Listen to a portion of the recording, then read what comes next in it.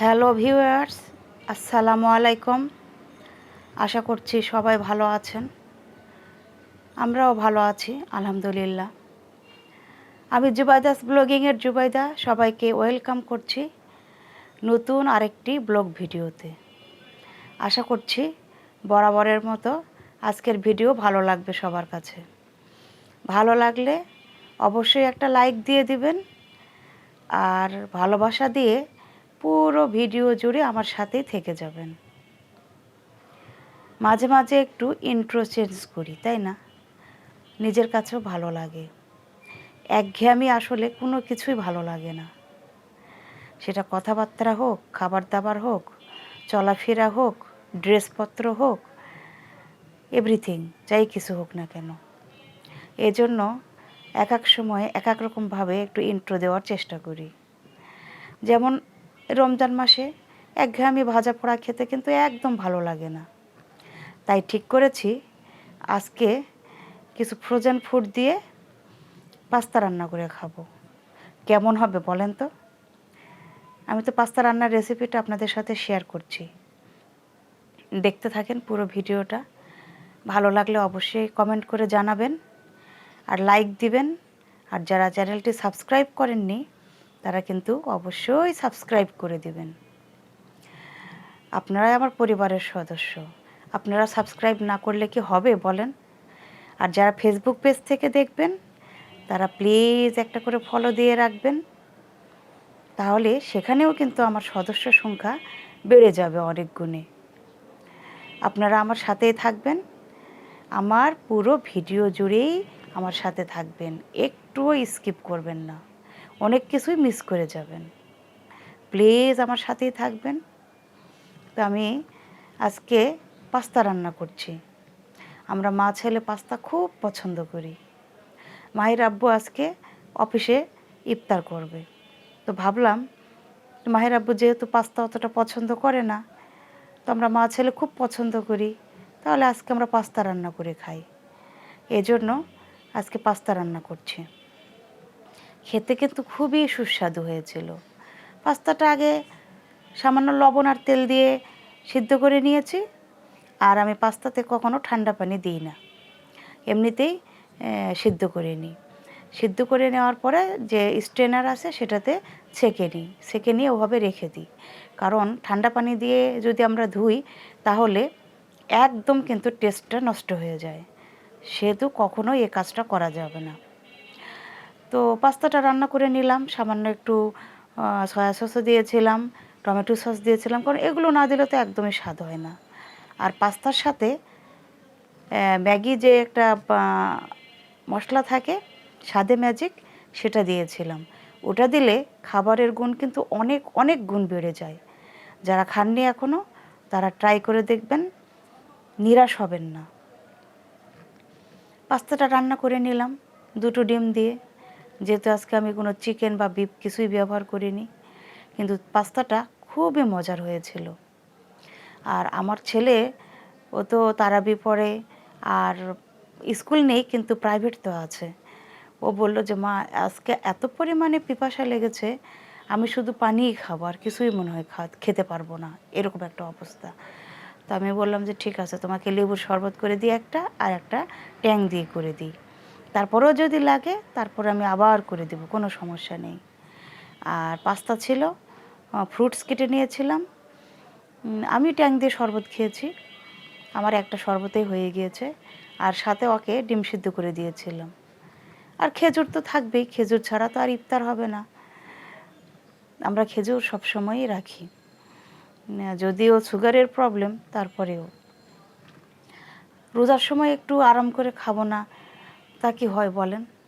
ওষুধও খাচ্ছি, মিষ্টি জিনিসও খাচ্ছি, আপেল মালটা সবই থাকছে, কেমন যেন মুখটা একদম সেকসেকে হয়ে যায়, তাই না?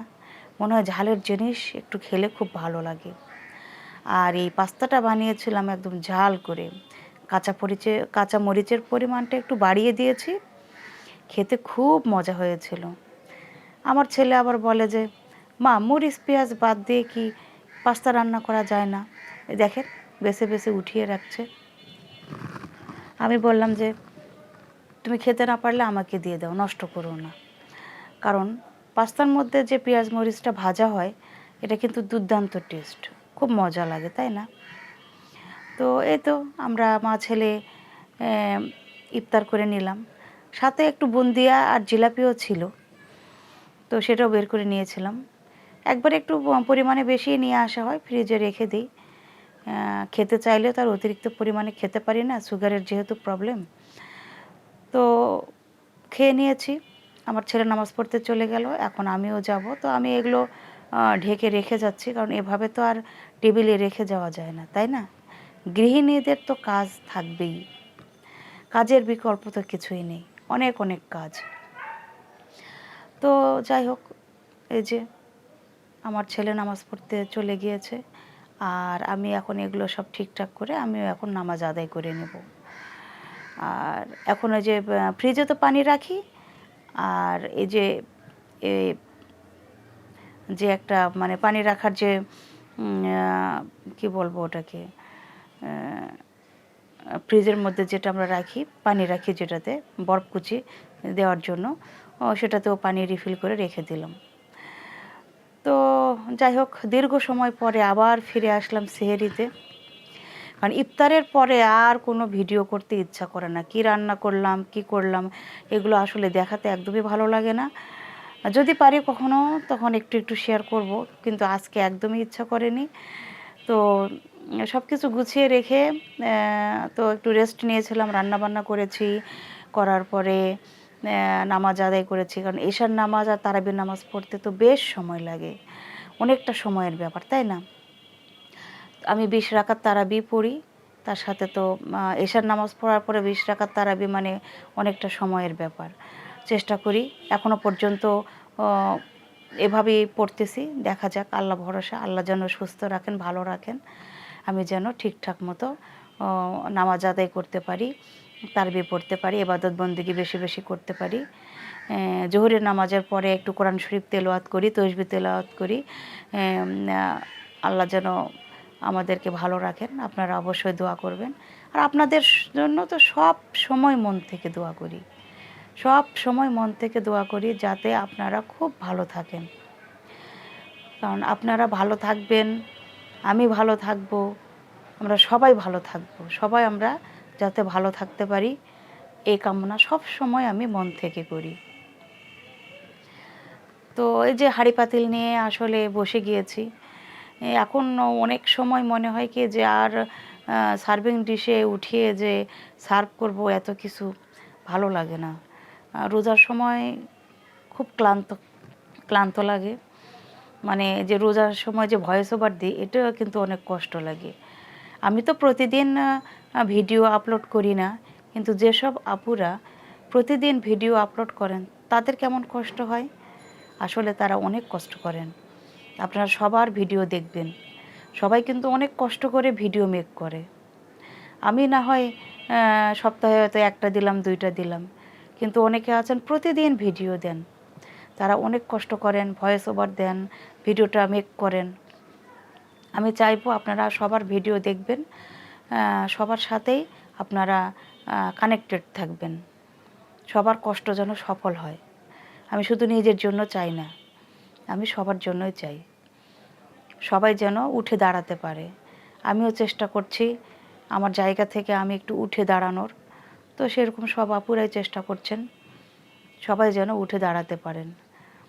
তো যাই হোক, আর বেশিরভাগ সময় আমি একটা জিনিস দেখি, মানুষ মানুষের সুখের কথাগুলো কিন্তু শুনতে চায় না, দুঃখের কষ্টের কথাগুলো শুনলেই বেশি মনে হয় ভাইরাল হয়, বা মানুষ বেশি বেশি ভিডিও দেখে, এরকম একটা অবস্থা। তা নয়, আপনারা সবার ভিডিও দেখবেন, সবার দুঃখে দুঃখিত হবেন, কষ্টে নিজেও কষ্ট পাবেন, আবার সবার সুখে সুখী হওয়ার চেষ্টা করবেন, দেখবেন ভালো লাগবে। শুধু কষ্টের কথাগুলো শুনলে ভিডিও বেশি বেশি পরিমাণে দেখবেন তা কেন, সব সময় ভালো ভিডিও দেখতে হবে। মানুষ সুখে আছে, শান্তিতে আছে, এগুলো দেখে কষ্ট পাওয়া যাবে না। সবার সাথে ভালোভাবে মিলেমিশে থাকতে হবে। তো সেহরি খেয়ে নিচ্ছি। সামান্য একটু গরুর মাংস ছিল, ছেলেকে দিলাম। তারপরে আবার মাছ রান্না করেছিলাম টমেটো মটরশুঁটি দিয়ে, খুবই মজার হয়েছিল। তো মা ছেলে খেয়ে নিচ্ছি। আর মাহির আব্বু তো সামান্য একটু বাটিতে করে দুধ ভাত খায়, সে আগে খেয়ে নিয়েছে, টেবিলে সবই থাকে, তার মতো সে খেয়ে নেয়, কারণ অনেক রাত পর্যন্ত কাজ করেন উনি। তো তিনি তার মতোই মানে খাবারটা খেয়ে নেন, তাকে আর ভিডিও করা হয় না ওভাবে। তো আমরা মা ছেলে এই যে খাবারটা খেয়ে নিলাম। কারণ আসলে রমজান মাস পবিত্র একটা মাস। এই মাসে নামাজ ইবাদত বন্দেগী একটু বেশি বেশি পরিমাণেই করতে হবে। তো সবাই আমরা নামাজ পড়বো, ইবাদত বন্দেগী বেশি বেশি করব, সবার জন্য সবাই দোয়া করব। তো ভিডিওটি দেখেন, ভালো লাগবে। কারণ আমার ভিডিওতে একদমই ভিউ হয় না, কেন হয় না আমি জানি না। চেষ্টা করি, সবসময় চেষ্টা করেই যাচ্ছি।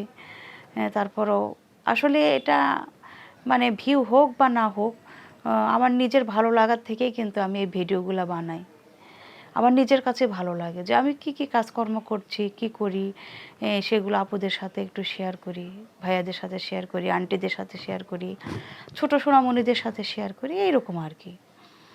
তো ভিডিওতে ভিউ হয় না, ঠিক আছে, কষ্ট পাই, কিন্তু তারপরও মনে হয় যে এক সময় দেখতে দেখতে আমার ভিডিও ভালো লাগবে সবার কাছে।